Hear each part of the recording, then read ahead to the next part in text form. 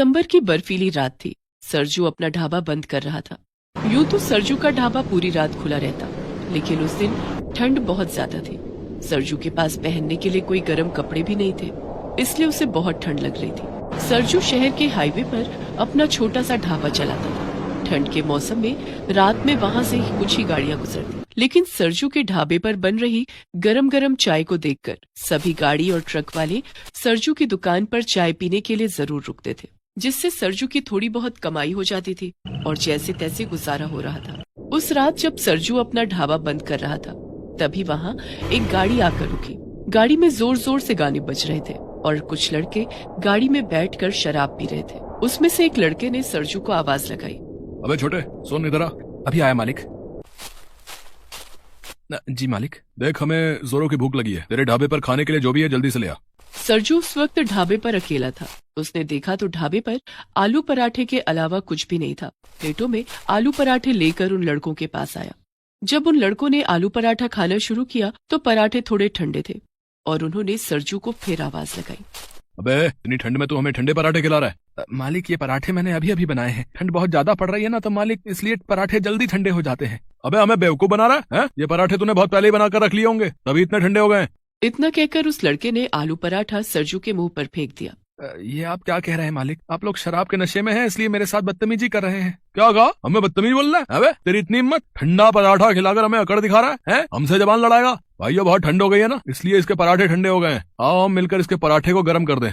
और इतना कहकर उन सभी लड़कों ने सरजू की खूब पिटाई की और सरजू के ढाबे पर शराब छिड़क कर ढाबे में आग लगा दी। उसमें से एक लड़के ने सरजू से कहा, ले, हमने आग जला दी है, अब कर ले अपना पराठा गरम। और सभी लड़के जोर जोर से हंसने लगे।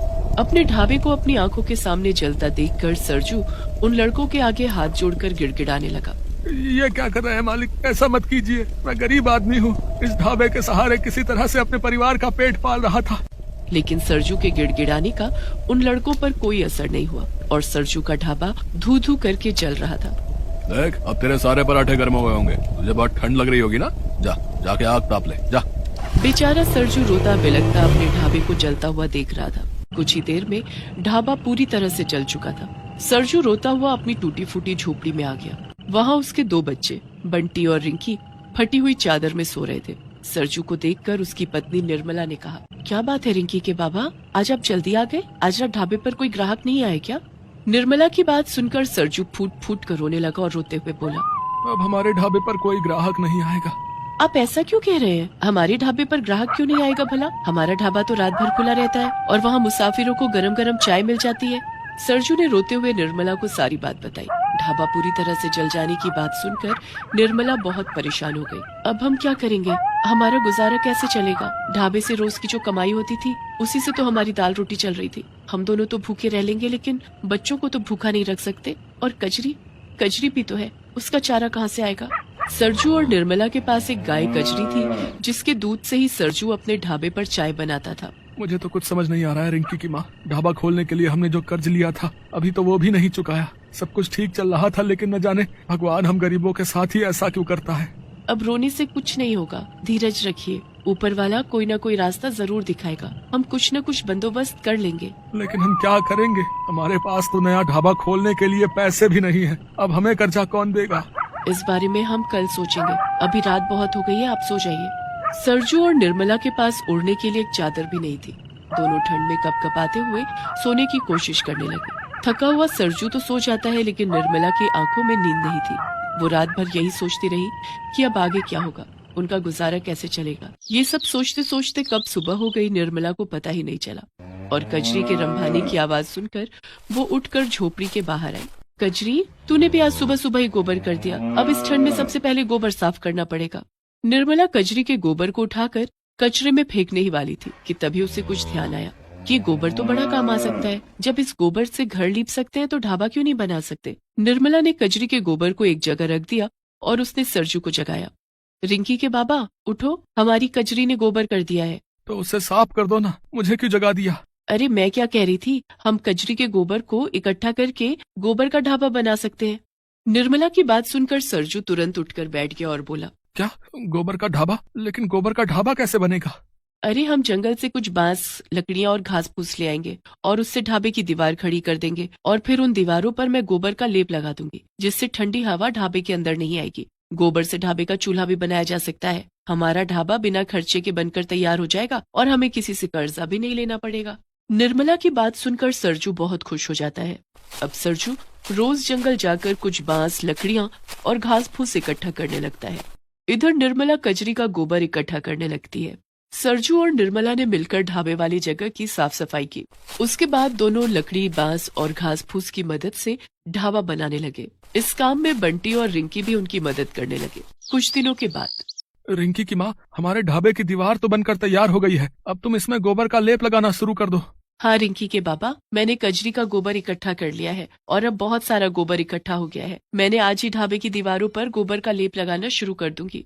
निर्मला ने ढेर सारे गोबर में थोड़ा सा पानी मिलाकर उसका लेप तैयार कर लिया और अपने ढाबे की दीवारों पर चारों तरफ से गोबर का लेप लगाने लगी।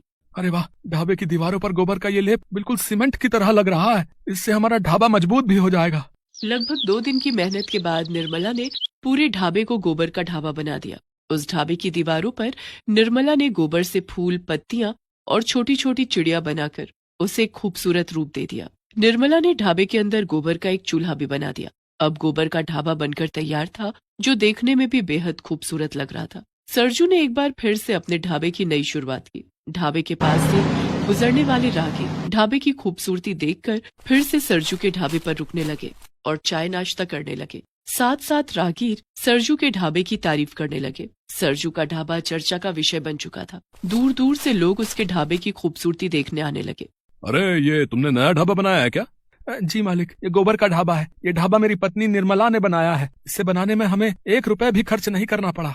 अरे वाह भाई वाह, और देखने में ये ढाबा काफी सुंदर भी लग रहा है। तुम्हारी पत्नी के हाथों में जादू है भाई, तभी तो तुम्हारे ढाबे पर पहले से भी ज्यादा ग्राहक आ रहे हैं। मालिक, अगर उस दिन उन लड़कों ने मेरा ढाबा न जलाया होता तो मैं गोबर का ढाबा बनाने की कभी नहीं सोच पाता। फिर सरजू ने उस राहगीर को उस दिन की सारी घटना बताई। ओह, बहुत बुरा हुआ भाई तुम्हारे साथ, लेकिन कहते हैं ना कि हर बुराई में कुछ अच्छाई छिपी होती है। तुम्हारे गोबर के खूबसूरत ढाबे को देखने के लिए यहाँ से गुजरने वाला जो है ना, हर राहगीर ढाबे पर रुकता है और तुम्हारे ढाबे पर चाय नाश्ता करके जाता है। क्या तुम मेरे लिए भी ऐसा ही एक ढाबा बना दोगे? मैं तुम्हें इस काम के लिए अच्छे पैसे दूंगा। ये ढाबा जो है थोड़ा सा अलग हटकर है, शहर के महंगे रेस्टोरेंट को भी मात दे रहा है ये। अगर मैं शहर के बीचों बीच ऐसा ही एक ढाबा खोल लूं तो काफी ग्राहक आएंगे। राहगीर की बात सुनकर सरजू बहुत खुश हो गया। क्यों नहीं मालिक, मैं और मेरी पत्नी दोनों मिलकर आपके लिए गोबर का ढाबा बनाकर तैयार कर देंगे। सरजू उस राहगीर से बात कर ही रहा था कि तभी वो चारों लड़के फिर से वहां गए। वो उस दिन भी शराब के नशे में धुत थे। उसमें से एक लड़के ने सरजू से कहा, अच्छा तो तूने नया ढाबा खोल लिया है? इस बार औकात में रहना और हमसे बदजुबानी मत करना। लेकिन उस दिन सरजू ढाबे पर अकेला नहीं था। ढाबे पर और भी ग्राहक थे और सभी सरजू के सपोर्ट में थे। उन लड़कों को सरजू के साथ बदतमीजी करता देखकर एक ग्राहक ने फोन करके पुलिस को बुला लिया। थोड़ी देर में पुलिस आ गई और सभी लड़कों को पकड़कर थाने ले गई। आप सभी लोगों का बहुत बहुत धन्यवाद। आप लोगों की वजह से आज मेरा ढाबा बच गया, नहीं तो न जाने वो लोग आज क्या करते। अरे सरजू, तू चिंता क्यों करता है? हम है ना भाई, तू बेखौफ होकर अपना ढाबा चला। अब सरजू के ढाबे पर दिन रात रौनक रहती। सरजू की खूब कमाई होने लगी और उसने कर्जे के पैसे भी चुका दिए।